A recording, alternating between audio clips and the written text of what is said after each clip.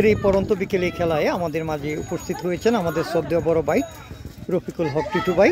ভাইয়ের কাছ থেকে জানবো যে পরন্ত বিকেলে শৈশবে খেলাধুলা করতেন, হয়তো ভাইয়ের যে সময় খেলাধুলা করতেন তখন আমি অনেক ছোট ছিলাম, দেখার সুযোগ হয়নি।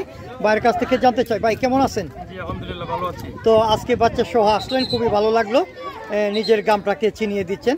তো ভাই আপনি আজকের এই খেলায় শৈশবের স্মৃতিচারণ যদি একটু করেন। আসলে ফুটবল খেলা তো খুবই একটা জনপ্রিয় খেলা। আমরা যখন ছোটবেলায় খেলা করতাম, আমি এটি বলতেছিলাম একটু আগে, যে আমরা তখন জাম্পুরা দিয়ে বল খেলতাম, খেয়ার দিয়ে বল মানে আমরা বল খেলতাম। তখন এই ফুটবলের এত প্রচলন ছিল না, শেয়াল ফুটবল একটা বল মানে পাওয়াটা অনেক দূর ব্যাপার ছিল তখন। এই খেলাটা আসলে খুবই একটা জনপ্রিয় খেলা।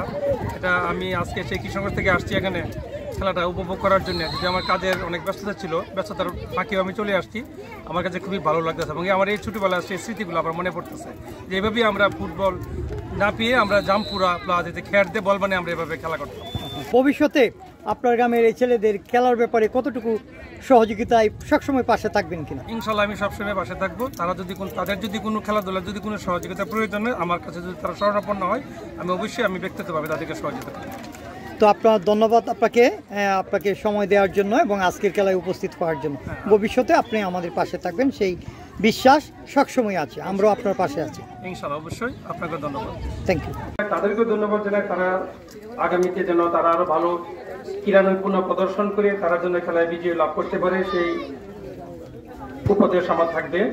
আর যারা ভালো করে আজকে যারা 5টা গোল দিয়ে তাদেরকে পরাজিত করেছে, যারা আজকে খেলা জিতেছে, তাদের জন্য পরামর্শ থাকবে তারা যেন আরো ভালো খেলে উপজেলা লেভেলে বা ইউনিয়ন লেভেলে আরো যারা ভালো টুর্নামেন্ট যদি হয় সেসব খেলায় অংশগ্রহণ করে তারা যেন আরো ভালো করতে পারে সেই উপদেশ আমার থাকবে। আর হিমেলকে আমি বলবো যে এই ধরনের আরো কিছু খেলা দু একটা টুর্নামেন্ট চালু করো, দু একটা টুর্নামেন্ট চালু করলে ছেলেপেলেরা খেলায় মনোযোগী হবে। আসলে উদ্যোক্তার জন্য কিন্তু আমরা অনেকে অনেক কিছু করতে পারি না, আমাদের অনেকেরই ইচ্ছা থাকে, কিন্তু সঠিক উদ্যোক্তার জন্য আমরা কিন্তু অনেকেই পিছনে পড়ে থাকি। আজকে যে যারা উদ্যোগটা নিয়েছে খেলা তাদেরকে আমি ধন্যবাদ জানাই। আজকে উদ্যোগটা নেওয়ার কারণে কিন্তু এখানে খেলার একটা আয়োজন হয়েছে, উদ্যোগ না নিলে কিন্তু হতো না, বিশৃঙ্খলা ভাবে খেলাধুলা করা হয়েছে। অন্তপক্ষে মাসে 3 মাসে বা 6 মাসে যেভাবেই হোক একটা দুটা টুর্নামেন্ট যদি এলাকায় হয়, আমরা যদি সময় পাই আমরা অবশ্যই আসবো, অংশগ্রহণ করবো।